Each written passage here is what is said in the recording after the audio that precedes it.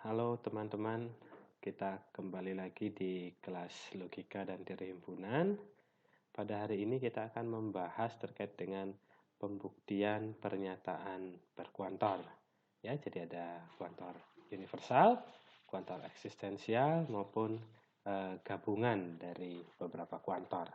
Sehingga pada hari ini pembahasan kita itu meliputi pembuktian pernyataan dengan kuantor universal, yang kedua pembuktian pernyataan dengan kuantor eksistensial, dan yang ketiga pembuktian pernyataan dengan kuantor ganda. Ya, jadi ada beberapa persoalan pembuktian yang kita akan bahas pada kesempatan ini. Baik, kita mulai dari yang pertama. Kita akan diminta membuktikan bahwa untuk setiap bilangan real X berlaku bentuk dari X kuadrat plus 2X plus 2 lebih dari 0. Oke, bagaimana kita membuktikannya? Ya, bagaimana cara kita membuktikannya? Tentu saja bayangan teman-teman, ini bisa kita coba dengan mengambil X secara acak. Ini bisa kita coba dulu untuk secara informalnya kita bisa lihat misalkan X-nya kita coba dengan 1, apa yang terjadi begitu. Kalau X-nya 1, kita akan dapatkan 1 kuadrat ditambah 2 kali 1 ditambah 2. Tentu saja bentuk ini hasilnya adalah 5. 5 ini lebih dari 0. Ya, benar. Kita bisa mencoba X-nya dengan X yang lain, misalkan X-nya adalah negatif 2 misalkan. Oke, ini bisa kita temukan adalah negatif 2 kuadrat, ini adalah 4 ditambah 2 dikalikan negatif 2, ini adalah min 4, berarti 0, ditambah 2, ini hasilnya adalah 2, dan ini juga lebih dari 0. Ya, dari dua percobaan ini, kita bisa lihat sepintas bahwa memang untuk bentuk X kuadrat plus 2X plus 2, ini ternyata lebih dari 0. Ya, tapi perlu diingat, kita tidak bisa membuktikan secara ini ya. Jadi, ini tidak bisa, ya, ini tidak bisa digunakan dalam pembuktian. Ya. Karena apa? Ya, karena hanya kita baru melihat kondisi saat X sama dengan 1 dan X sama dengan 2. Bagaimana kondisi X yang lainnya? Ya, sehingga di sini kita memerlukan pembuktian secara umumnya. Oke, jadi bagaimana caranya? Ya, kita bisa memilih atau mengambil secara acak begitu. Jadi diambil sebarang X ini adalah bilangan real. Ya, kita nggak tahu. X-nya ini bisa 1, bisa min 2, bisa akar 3, dan bisa seterusnya. Tapi yang penting kita ambil satu saja. Dan kemudian di sini kita memerlukan suatu fakta ataupun suatu bentuk yang sudah kita kenal sebelumnya. Artinya suatu kepastian. Yaitu kita sudah kenal di dalam kelas aljabar, yaitu bentuk X kuadrat ini nilainya itu tidak akan pernah negatif ya. Jadi bentuk X kuadrat itu selalu lebih dari atau sama dengan 0 untuk berapapun X-nya. Ya, jadi inilah bentuk yang sangat familiar yang kita sudah kenal. Oke, apa hubungannya bentuk yang mana bentuk ini? Ya, jadi bentuk ini hubungannya apa dengan bentuk ini? Kita akan coba mentransformasikan bentuk yang atas ini, yang kita akan buktikan ini, menjadi bentuk yang demikian. Oke? Karena kita sudah mendapatkan atau mengambil sebuah X di dalam bilangan real, kita bisa dapatkan apa? Ya, kita bisa lihat bentuk dari X kuadrat ditambah 2X ditambah 2. Ya, ini kita bisa uraikan menjadi X kuadrat ditambah 2X ditambah 1 ditambah dengan 1. Ya, jadi 2 ini saya uraikan jadi 1 tambah 1. Lalu kemudian hasilnya bagaimana? Ya, kita lihat bentuk ini. Ya, bentuk ini ternyata bentuk kuadrat sempurna, yaitu adalah bentuk dari X ditambah 1 dikuadratkan. Ini hasilnya adalah X kuadrat ditambah 2 kali X kali 1, yaitu 2X ditambah 1 kuadrat. Dan kemudian 1 terakhir masih ditambah 1. Ya, bentuk ini yang saya kotaki ini bentuknya serupa dengan ini. Ya. Jadi bentuk ini selalu nilainya itu lebih dari atau sama dengan 0. Paling kecil 0. Kapan itu? Saat X-nya negatif 1. Dan ini ditambah dengan 1. Artinya apa? Bentuk ini, bentuk X kuadrat plus 1 dikuadratkan ditambah 1, ini selalu nilainya akan apa? Selalu nilainya adalah lebih dari atau sama dengan 1. Paling kecil nilainya 1. Ya, sehingga kita bisa menyimpulkan bahwa X kuadrat ditambah 2X ditambah dengan 2 ini nilainya selalu lebih dari 0. Oke, dengan demikian ya pembuktian kita sudah bisa kita selesaikan. Ya, jadi ini adalah pembuktian dari pernyataan yang pertama. Ya, kita akan lanjutkan ke yang berikutnya. Buktikan bahwa untuk setiap bilangan bulat P berlaku P dikalikan dengan P tambah 1 selalu habis dibagi 2. Oke, bagaimana kita membuktikannya? Bukti. Ya, kalau kita coba lihat bentuk P dikalikan dengan P tambah 1 dengan P-nya bilangan bulat, ini adalah bentuk apa? Bentuk perkalian dua buah bilangan bulat yang berurutan. Karena apa? Ya, setelah P yaitu pasti P plus 1. Jadi ini adalah dua buah bilangan bulat yang berurutan. Kalau kita lihat bahwa dua buah bilangan bulat berurutan ditinjau dari genap dan ganjil, ya, pastilah salah satunya genap dan salah satunya ganjil, ya. Jadi kalau misalkan P-nya genap, ya berarti apa? P plus 1-nya yang ganjil. Atau sebaliknya, P-nya yang ganjil, maka ketika ditambahkan 1 akan menjadi genap. Ya, sehingga ini adalah perkalian antara, kalau kita lihat secara informal, ini perkalian antara bilangan genap dan ganjil. Oke. Kalau kita lihat perkalian genap dan bilangan ganjil, ini nanti bisa dibuktikan selalu hasilnya adalah berupa bilangan genap, di mana bilangan genap ini adalah bilangan yang habis dibagi 2. Oke, lalu bagaimana pembuktian secara formalnya? Ya, kita akan lihat. Kita akan tinjau ini menjadi dua kasus, ya. Jadi untuk kalau kita tahu seluruh bilangan bulat, misalkan ini adalah sekotak ini bilangan bulat, ya bilangan bulat itu akan tepat dibagi jadi dua bagian, ya. Yang satunya adalah genap, yang satunya adalah ganjil. Ya, sehingga kita bisa membuktikan untuk universal dengan melihat kasus per kasus, ya. Kasus per kasus. Itu kasus yang pertama. Bagaimana kalau kasus 1 itu kalau P-nya genap. Kalau P-nya genap, dia akan mengakibatkan P plus 1-nya ganjil, ya. Kalau P genap, ya maka kita bisa nyatakan P ini sama dengan 2 dikalikan dengan suatu bilangan bulat. Ya, sehingga P plus 1 ini akan sama dengan 2K ditambah dengan 1. Ya, tinggal kita kalikan.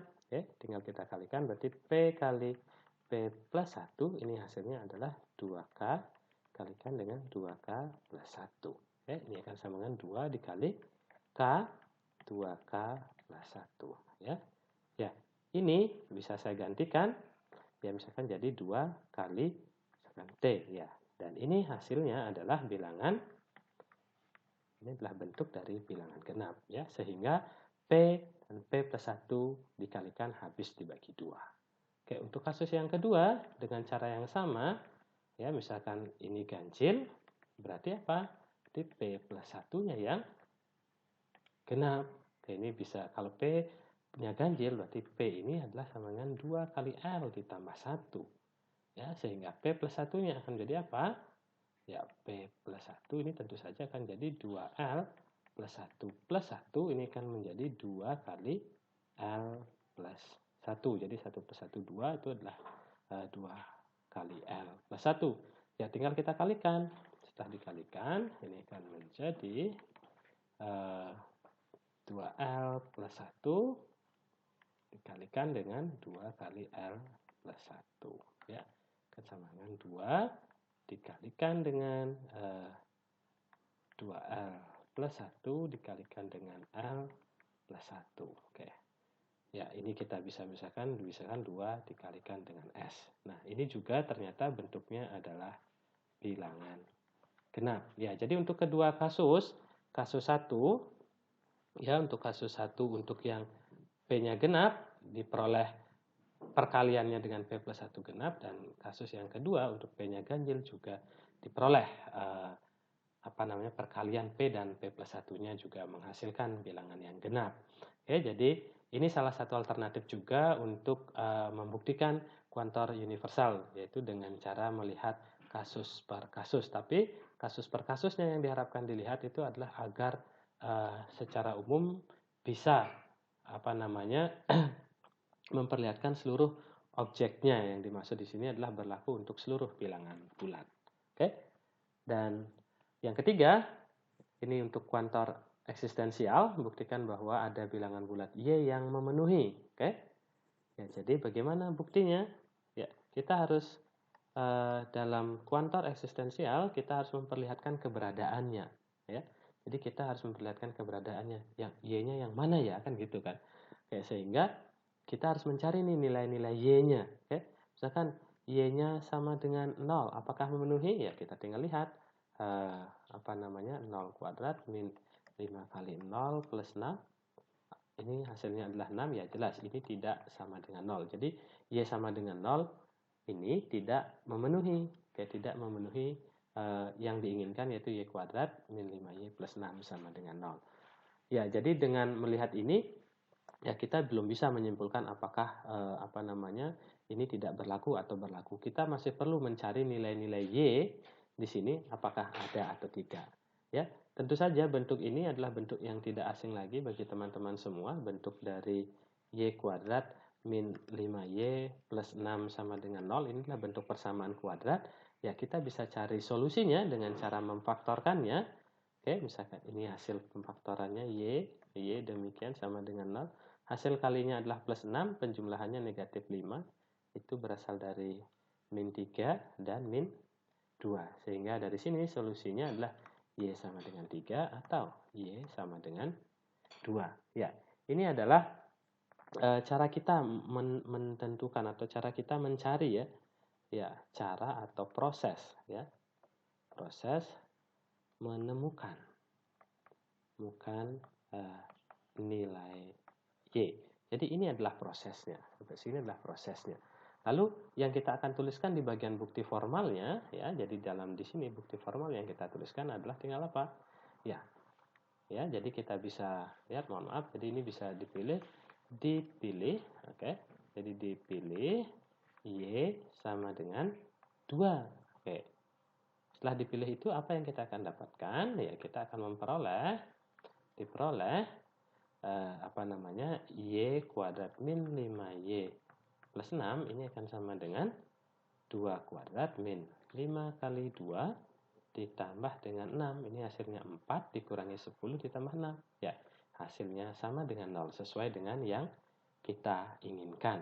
Berarti buktikan ada, yaitu adanya itu adalah ini, yaitu Y sama dengan 2. Untuk ada, sekali lagi untuk kuantor eksistensial cukup kita menunjukkan satu saja. Ya, satu saja bisa dipilih Y sama dengan 2 atau bisa juga sebenarnya dipilih Y sama dengan 3. Ini sama saja. Ya, yang menjadi fokusnya adalah paling tidak ada satu objek yang memenuhi, yaitu Y sama dengan 2. Jadi sampai sini bukti kita sudah selesai. Oke, lalu kemudian bagian yang terakhir, kuantor ganda. Jadi kuantor ganda kita lihat bisa pernyataannya ini. Ya, buktikan bahwa untuk setiap bilangan real X terdapat bilangan real Y. Oke, jadi kalau kita ini kan untuk setiap X ya terdapat Y, sedemikian sehingga berlaku apa? X plus Y sama dengan 0. Oke, berarti bagaimana cara membuktikannya? Cara membuktikannya, ya, kita mesti ambil dulu X-nya ini. Kita mulai dari depan. Karena untuk setiap berarti apa? Ambil, ya, sebarang X bilangan real. Nah, kita kan udah punya nih. Kita udah dapatkan atau kita sudah mempunyai nilai X tertentu. Berarti kita sudah bisa pasang X ditambah dengan Y sama dengan 0. Kira-kira Y-nya berapa? Kan gitu ya. Kita bisa dapatkan bahwa Y-nya itu adalah negatif X. Ya. Berarti kalau demikian, berarti ini adalah proses ya. Jadi bagian ini tadi sama seperti untuk kuantor eksistensial, itu adalah proses menemukan nilai Y. Jadi ini adalah prosesnya. Yang kita akan tulis dalam buktinya yang mana? Ya, setelah ambil sembarang X bilangan real, ya, berarti apa? Dipilih Y itu sama dengan negatif X. Ya. Setelah dipilih itu akan kita peroleh apa? Diperoleh X plus Y sama dengan X ditambah dengan negatif X. Jadi Y-nya diganti dengan negatif X.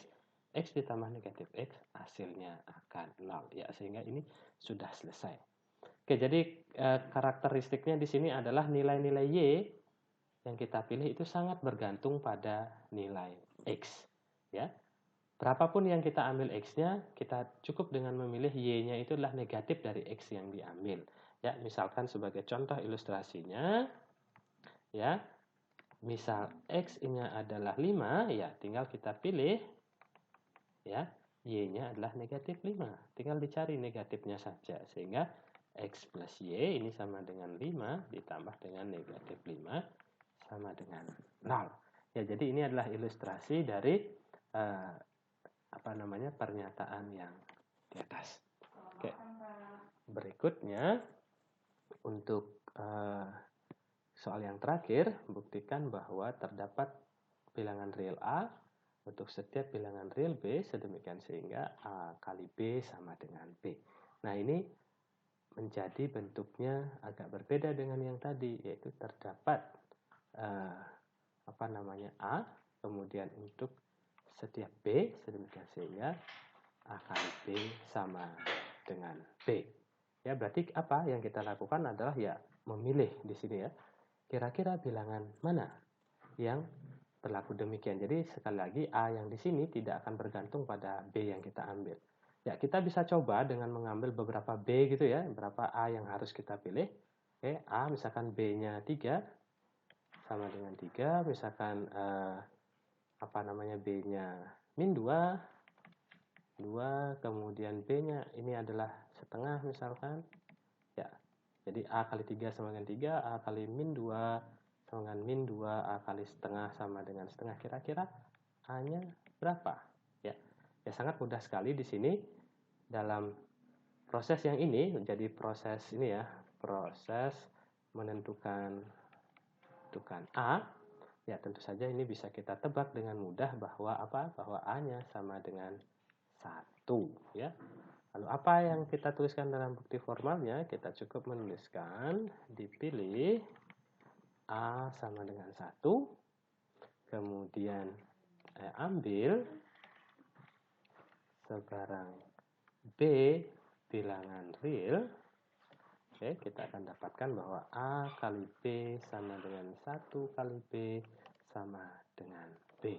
Ya, jadi pembuktiannya akan selesai sampai di situ. Oke, jadi demikian tadi beberapa, saya kira ada 5 persoalan yang terkait dengan pembuktian pernyataan yang mengandung kuantor. Ya, jadi demikian untuk sesi pada hari ini. Terima kasih atas partisipasinya. Kemudian saya ucapkan terima kasih.